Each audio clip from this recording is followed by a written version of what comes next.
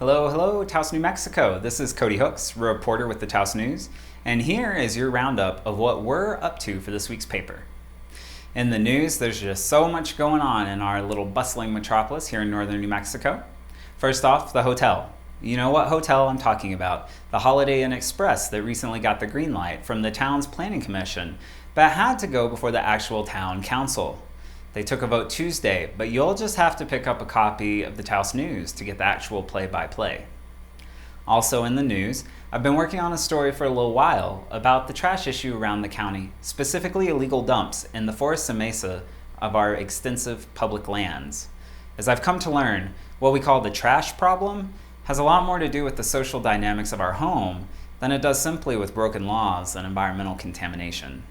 Read about that on Thursday.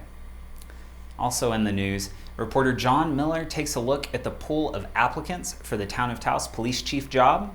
And I've got a story on drones, drone enthusiasts, and how the Forest Service is handling the increasingly popular technology.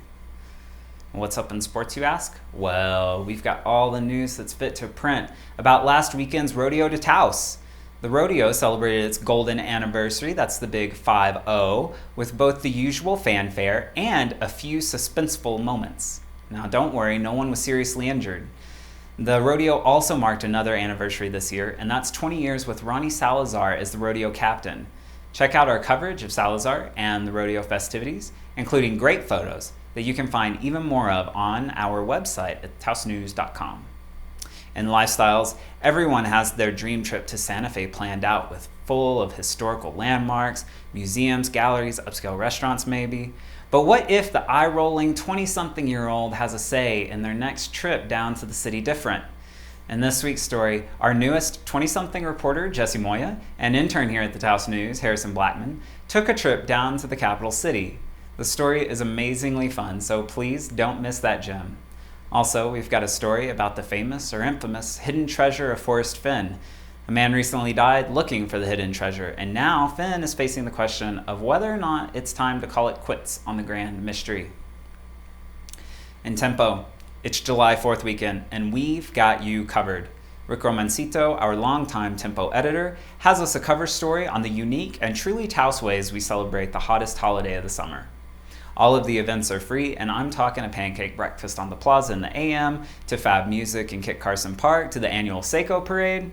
Also, we've got coverage of a theater show in Penasco and a preview of the upcoming Taos Pueblo Powwow. And in weather, the National Weather Service reports highs in the 80s for the next few days, with slight chances of scattered thunderstorms over the weekend. Also, don't shoot fireworks in the National Forest or National Monument. They're banned. And more importantly, they could cause wildfire, so just keep that in mind. And in this week's Astrology, we are in the first week of all the Cancer funny business of the summer season. As a water sign, Cancer feels so much.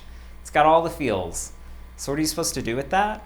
Remember to check in with your heart and your body, like constantly. Be mindful and all those things. Relatedly, it's hot, so you probably need some water.